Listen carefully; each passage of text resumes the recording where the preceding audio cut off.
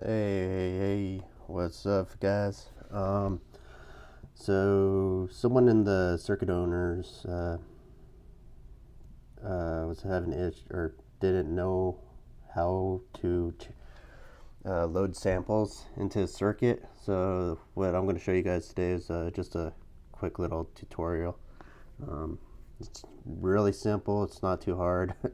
Anyone can do it. So of course, the first thing you want to do is have your circuit plugged in USB, powered on, before you open your components. And then once you open your components, you click down somewhere down here, and it'll connect to your circuit. So well, the person in the circuit owners, they just want an example of how to load it without using Novation's sample builder or whatever. I can't even think of what it's called. But so I'm just going to show this real quick. This is just a random sample I dragged from my sample pet banks, or I should say my samples that I have.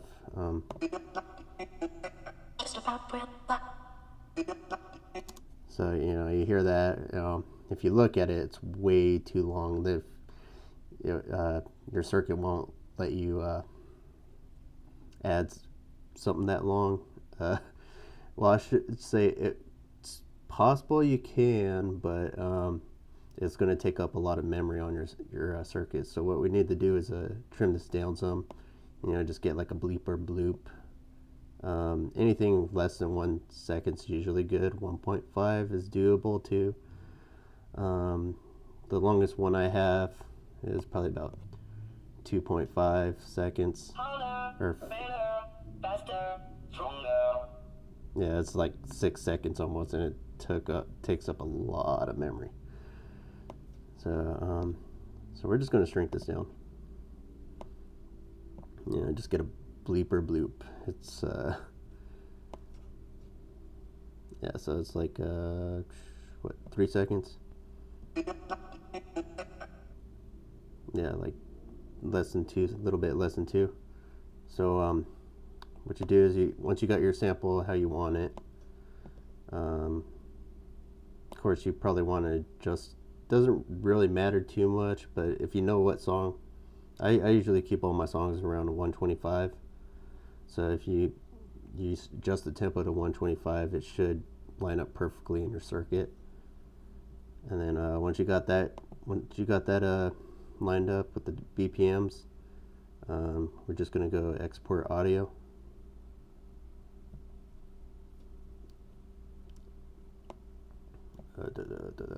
Then we'll want to keep it wave. And I leave my samples at 44.1. The Korg sampler, they usually say put it at 32, but I leave it at 44.1. Doesn't really make too much of a difference. And then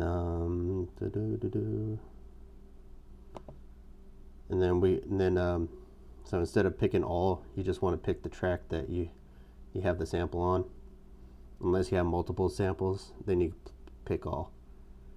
Before you do that, delete any of these empty spaces, and then hit export. But we just want track 1, and we're going to hit export.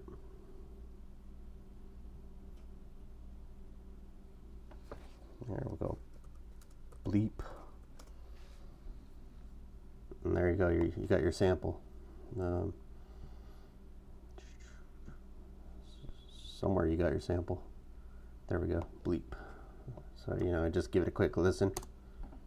All right. Oh. Is that what yeah, that's what I did. Sorry about that. Had a brain fart. So yeah, we got it about 1 second, which is perfect. So yeah, and here's the easy part. So So you pick a, you look for a sound that you don't like.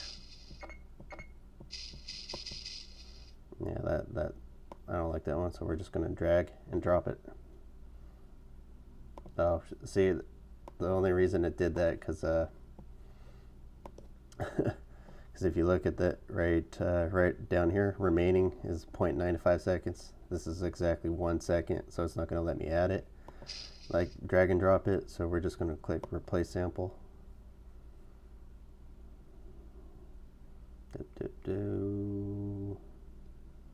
Desktop, bleep, open undefined. Oh, okay, I guess it won't let you do that. So the way to work around it, pick a longer sample, drag and drop it on the longer sample. Yeah, done. And then you got it. So you got that. You got your samples in there. Here's a quick review of some of mine.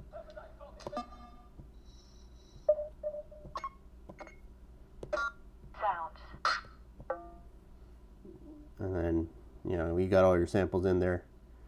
And then if my circuit was connected, this would actually not be grayed out. And then you just click send to circuit, and it's going to upload your samples. If you want to send your whole pack, you just click send the pack. That's after you put your you add your patches the same way, and then once you have your patches, you just click send pack, and it'll send your samples, your sessions, and your patches. So it's not the best video, but I'm actually in a hotel room, so I hope it helps you guys out. Anyways, enjoy.